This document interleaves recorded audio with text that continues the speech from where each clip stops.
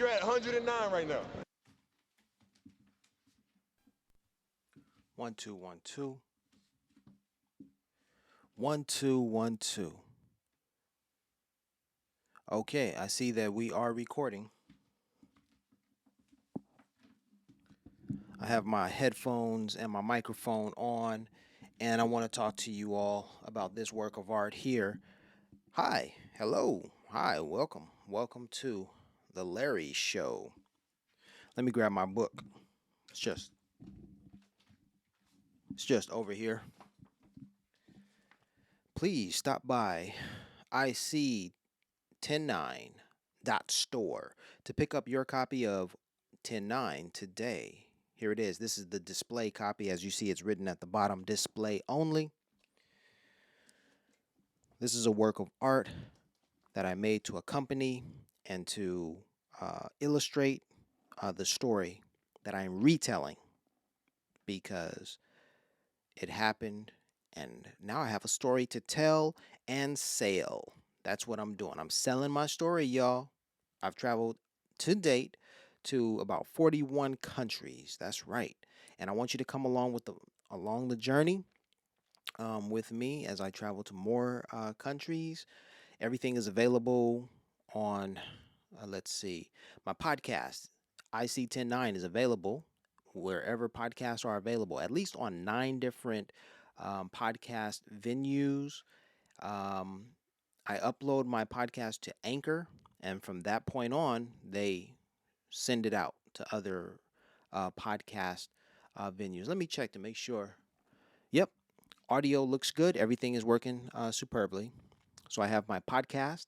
I also have my YouTube channel, which I believe you're watching right now. And it's all iSee109. I did a Google search. I did a Google search of iSee109 today, or iSee109, or iSee109, however you like to call it. I like to call it 109. I think it's for brevity's sake. iSee109, that's long. I see, what else? 109. I see 109. Nah, for brevity, I see 109. Cool, right? That's what I see. Anyhow, I did a quick search today, and I discovered that I'm all alone out there in the universe, in the abyss. I am all alone. I see 109. Nobody wants to be I see 109. Nobody has already claimed that. I mean, I have. So I'm all out there. So if you do a Google search today of iSee109 or iSee10 and 9, you will find me.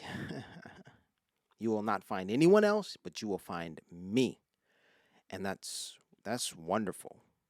You know, I love that because, I want to make it easier. I want to make it easy on my listeners, on my guests. You are guests on this journey with me, and I want to make it easy. So I guess I've made it quite easy because I'm the only one talking like this. That's the thing. I've got this unique story, and I want to share it and keep sharing it because, like Nipsey said, the marathon continues, y'all. So lock in with me. Um, Please make a purchase. I have photos that I've taken around the world. I have postcards. I've made them into. I have original artwork at iSee109.store. Excuse me. And all right. And I'm going to talk about one of the original works of art right here. I'll try to keep it very simple. I recorded a 12-minute video before this, but the audio wasn't up to par. I'm trying to do my best here, trying to give you the best quality with working with what I've got right here. And yeah, that video, cool though it may have been, the audio wasn't the best. So I'm giving you the audio experience here. That's why I have my headphones on and why I'm using this microphone. All right. Let me get into this. Don't forget. Don't forget me. Boom. There it is. There it is. Okay. This is a work of art, a collage I've put together. These are images that I personally printed out at Staples, and I affix them to this canvas, and I use some acrylic paint um, to accentuate the images. I used a marker as well. Now, all of these, my style of art is inspired by, I've learned from Milton Bowens. Milton Bowens. But I think it was 2015. I saw his artwork for the first time. Blew my mind. I was sincerely appreciative of his work. It's powerful. The work of art I'm referring to is American Pie, and I'm already a fan of Jean-Michel Basquiat's artwork. And so when I saw Milton Bowen's artwork, and I saw that uh, there are connections between his work and Basquiat's, because he is also a fan of Basquiat, that doubly, made me love the guy's artwork even more. I'm like, yo, Milton Bowens is cool. Basquiat's my man. If Milton Bowens is down with Basquiat, yo, I'm with Milton Bowens too. Plus, he's from Oakland. I find that a lot of brothers and sisters who I admire are from Oakland. Might as well just name them. Ricky Stevenson. She was a former, I guess, news anchor, correspondent, and today she operates the Black Paris tours in France. And I went on her tour in 2018. Blew my mind. All of the little nuances and all of the little tidbits of information that I learned on that tour. Oh, that was so amazing. And it was all about Paris and the importance of Paris to African Americans, really, but to Africans at large, but specifically African Americans, like James Baldwin, Eugene Boullard, Josephine Baker, Bessie Coleman, to name a few. Alexander Dumas. Well, he was a Frenchman, but he was black, and he didn't let you forget it, or he didn't cover that point up. He made it clear, proud black man, actually. Okay, anyway, here's what we're talking about. This is my work of art right here. I did this in a style that was inspired by Milton Bowens, and it talks about specifically the month of March 2019 and what happened. March 1st is Adwa Day. The Battle of Adwa is a important day for Ethiopians, but for Africans and African Americans and just black people all over the globe, because it was the one decisive war battle between a colonizer and an African nation, or a colonizing nation and an African nation, and the African nation defeated the colonizer. So that's huge, hugely proud accomplishment, and that just sends reverberations throughout the world, and tells you, it can be done. We can defeat these colonizers, and that was Ethiopia's defeat over Italy. And so March 1st is the day on which you commemorate that. The Ethiopians commemorate it, and for the rest of the world as well. So that was a very celebratory day. 9 days after that, in the year 2019, Ethiopian Airlines Flight 302 crashed. So we went from celebrating to mourning. Very sad indeed. And then by the end of the month, March 2019, Ermias Askedom, aka or better known as Nipsey Hussle, was murdered. So for me, I had already been to Ethiopia. All right. In 2007, I went to Ethiopia for the first time, and I really learned a lot about Ethiopian history, so much so that my heart really bleeds for Ethiopia. I love Ethiopia because of everything that I know about Ethiopia today. And I thought it very peculiar that my month of March in 2019 was just kind of overshadowed. It was being hijacked by events that were related to East Africa, specifically Ethiopia.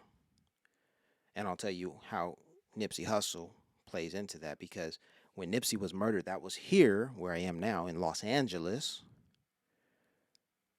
And yet his murder, his death, had an effect on me. I was 8,467, at least 8,467 miles away. And his death deeply impacted me, affected me, as well as millions of people around the globe, I'm sure.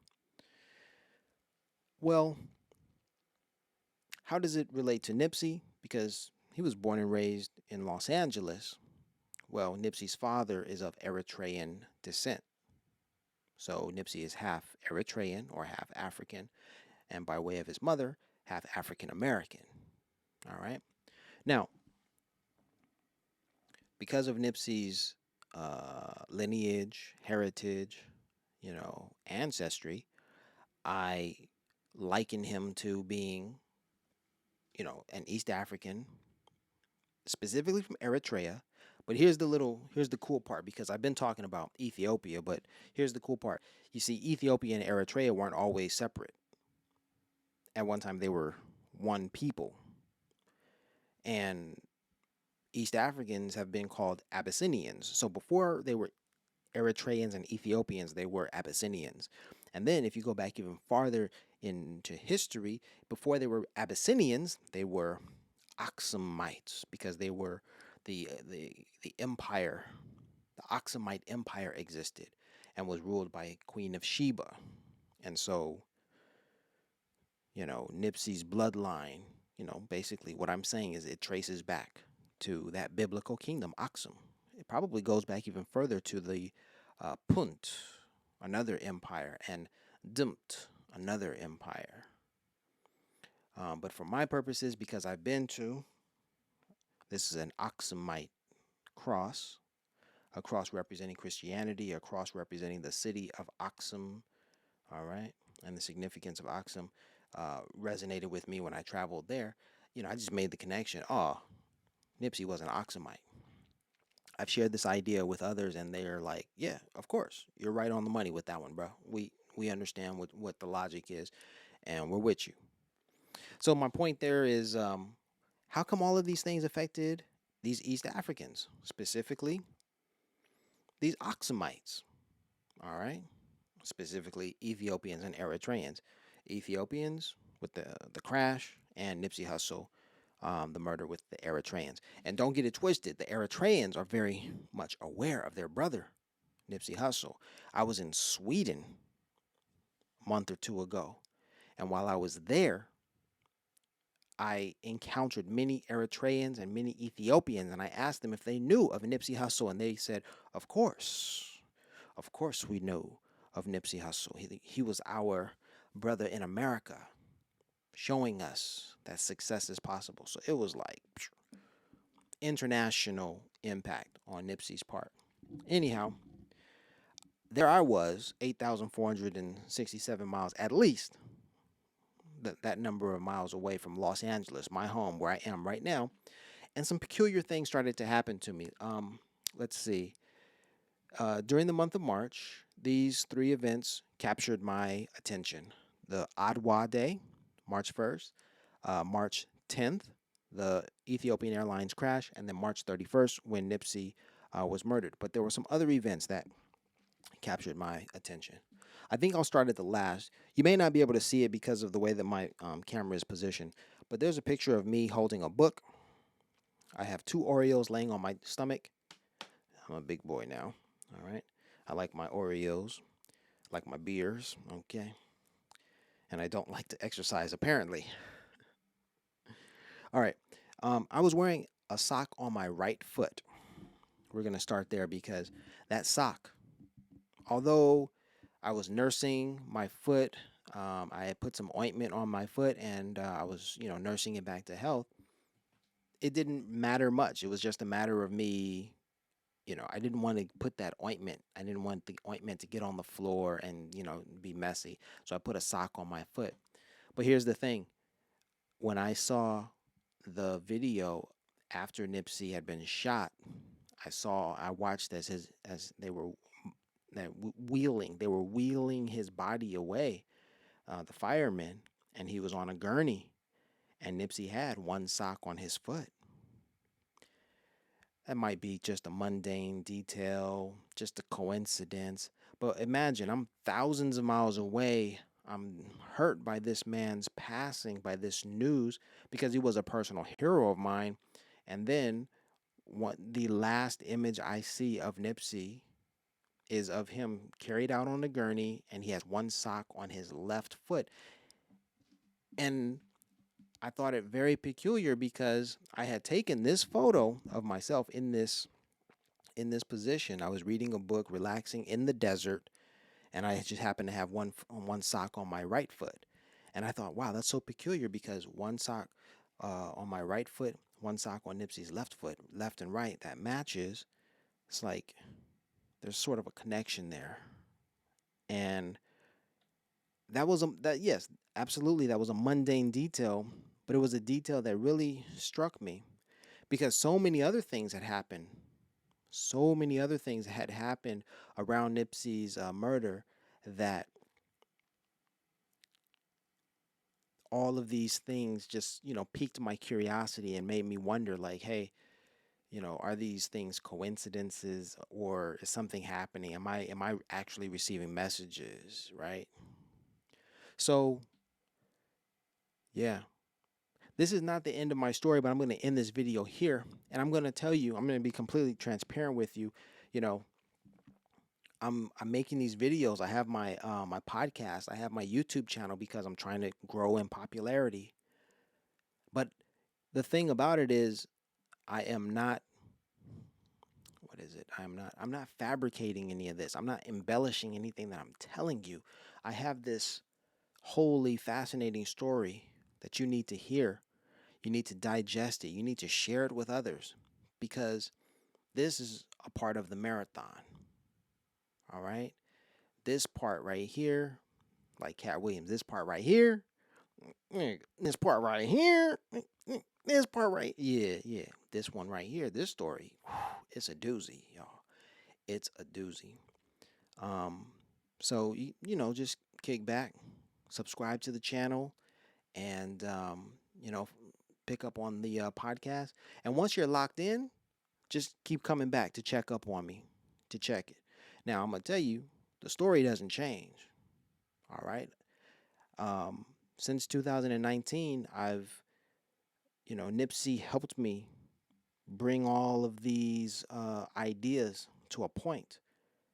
So I know what my mission is, and I'm doing it. I'm on my mission right now. I'm running my marathon. So you don't have to watch all of the videos. I remember, let me tell you a quick story. When I came back to Los Angeles, I had watched and been inspired by videos by the gangsta gardener, Ron Finley. And when I learned that he only lived he lived very close to where I live now, okay, I paid him a visit. And I expressed to him, that I had watched his videos and that I had been inspired by his example. And the one question he asked me is, when I told him I had watched his videos, he said, all of them? And I was like, nah, man, there's too many videos of you, man, nah. But I was like, bruh, the videos I did watch of you inspired me, and I am absolutely a gangster gardener like you. Because I'm going to get my hands dirty in that soil and plant some, as he says it, plant some shit. So whether or not you watch all of these videos or not, that is not the point. Get the message. Get the message and share the message. That's the point. Peace and blessings. Maybe I'll come back to this and explain it and all of these things because it's quite fascinating, intriguing, mind-boggling. Yep. All right, peace and blessings.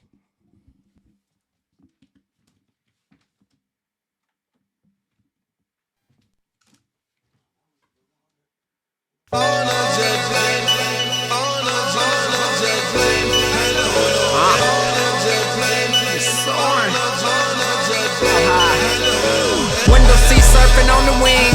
As an adolescent, I dreamed of big things.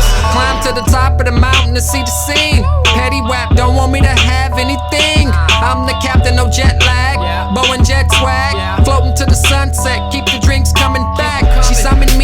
turbulence on the sink. Pretty flight attendant boarding pass, I'm a buddy. Stunting first class, vegan meal yummy.